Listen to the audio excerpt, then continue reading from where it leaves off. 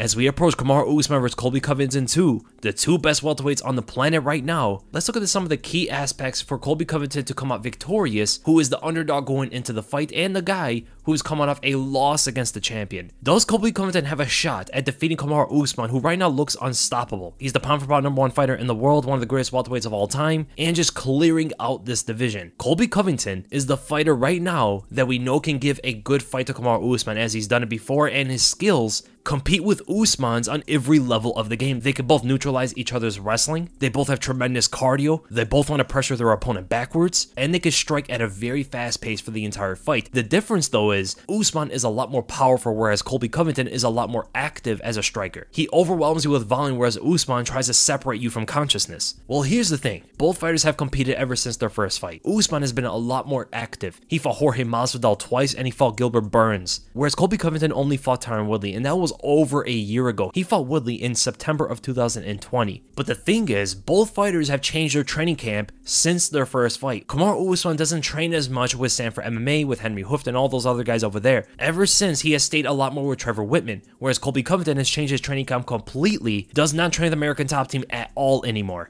which creates a huge wrinkle going into this rematch, that both guys are going to be evolved under different coaches who could teach them different things, give them different perspectives that they didn't have in their first fights. When you go back and watch their first fight, you can see that Colby Covington was having a lot of success for the first 2 rounds, up until the body shots started to affect him, which ultimately kept Colby's head on the center line, and that's the biggest aspect going into this fight. Colby Covington absolutely must get his head off the center line. Usman is so dangerous going down the center with his long punches. He attacks with a long jab down the center line, a right cross down the center line, fully extends into all of his punches, and he throws a lot of snap kicks as well. His hooks are a lot more looping and easier to see, stemming from most of his fights, even in his most recent against Jorge Masvidal. Look when he was throwing the hooks and the overhands. They were very sloppy, winging overhands, and those are the kind of punches that Colby can see a lot better. So merely getting his head off the center line, whether it be using his footwork in order to do so, or dipping to his side, is going to allow him to slip Usman's punches so he can go and counter Usman. And the thing you have to also know about Usman is, he is usually only a 2-punch fighter. He doesn't really extend his combinations longer than 2 punches. He throws one big shot or the jab right cross, and that's the end of it. Because he extends so much into that right hand, he's not able to extend the combination. And you saw this even in the Colby fight, where Colby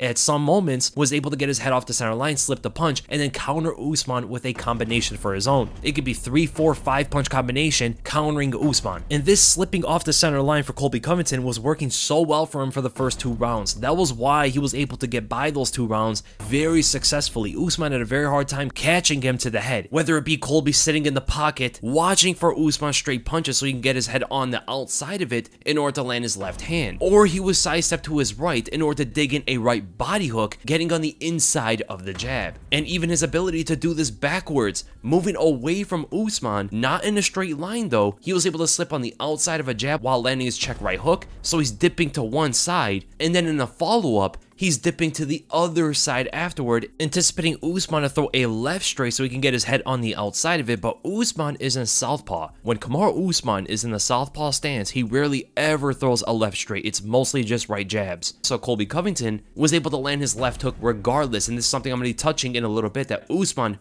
rarely ever moves his head. But what Colby did in this sequence right here was actually phenomenal, and it's not an easy thing to do at all. While moving backwards, dipping the head to each side in order to create an exit plan as well to get away from the cage and away from the pressure from Usman. This is actually some high level stuff from Colby Covington, and it just shows how technical he can actually be on the feet. But this is mostly for the first 2 rounds. After the first 2 rounds, Colby was not necessarily the same kind of guy, because the body shots that Usman was landing started to take effect, and Colby started to slow down, and he started to sit on the center line a lot more than before. Even in the 4th round that he won, he was still not as technical as he was for the first 2 rounds. In the 4th round, he was just pretty much able to tough his way through that round and just go at Usman, where in the 3rd round, he was giving Usman a lot of room to pressure him. So Colby getting his head off the center line, as well as trying to defend all the body hooks, are going to be essential in the rematch as well. It's the most important thing for him, whether it be throwing the left overhand and naturally getting his head off the center line, or just using his footwork to move laterally away from Usman's right side. But there was an adjustment that Usman did make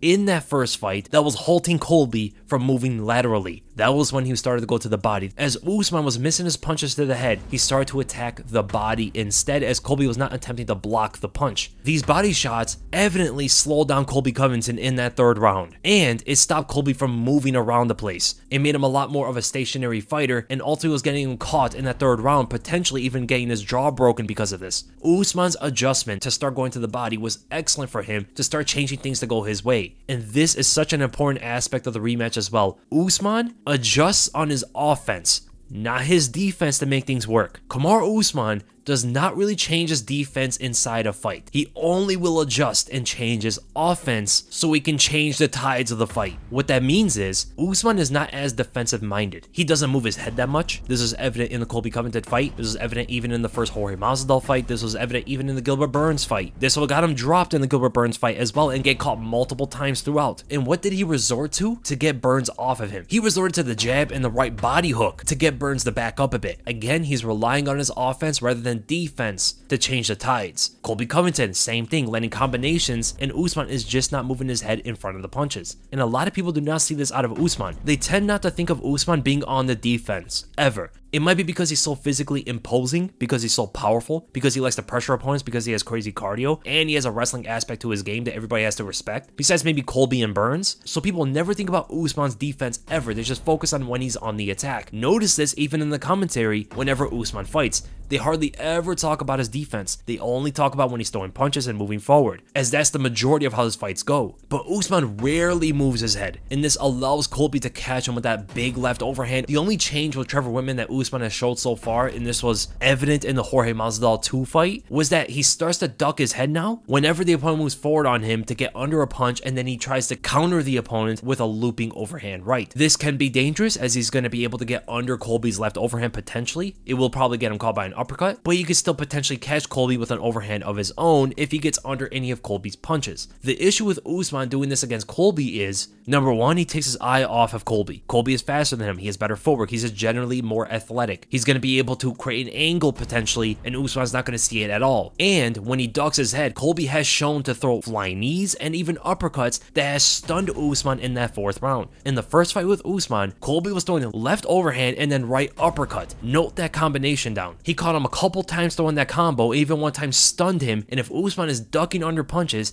he could potentially fall into that uppercut or even a flying knee. And the reason why this ducking worked so well against Jorge was because Jorge has to respect that wrestling. Colby doesn't necessarily have to. Colby can neutralize the wrestling even if Usman gets on his hips. So he doesn't really have to respect it that much. If Usman ducks down, Colby's not going to be confused about the situation, whereas most fighters will be. And because of Usman's rather one-dimensional defense, what does this mean for Colby? Colby has to stay as offensive as possible, try to keep Usman on the back foot as much as he can so he can land his combinations a lot better when he's on the back foot. This was evident even in the first fight. When he's on the back foot, he's getting caught a lot more. Colby has a very bad habit sometimes to move back in a straight line. He even showed this in the Tyron Woodley fight, which scares me for him. He's not going to be able to get away from Usman's long punches that way. Colby's much better at getting off the center line in the pocket, but when he's moving around, he tends to just move back straight and tall. And it just shows you that Usman is much better at staying on the offensive than Colby is. He's much better at pushing the opponent backwards with his jab, going to the body, threatening the opponent with his power. And even Kamaru Usman's coach was telling him to stay offensive against Colby. He was telling Usman, do not back up against Colby. You gotta push him backwards. Even his coaches back then knew what Usman had to do and what could potentially get him in trouble. Therefore, the perfect defense for Colby Covington is to move away from Usman's right side. This is of course if Usman is in his orthodox stance. He wants to move away from Usman's right side, guard the left side of his body from a body hook, and then guard the right side of his head for Usman's left hook. Since he did start to go to it in the 5th round of their first fight, this most likely means he's going to be using this a lot more early in their second fight, as he is with Trevor Whitman. Now, there is a high probability that Usman is going to adjust on his offense if things are not working as he's missing his punches, to take the outside foot step in order to intercept Colby's lateral movement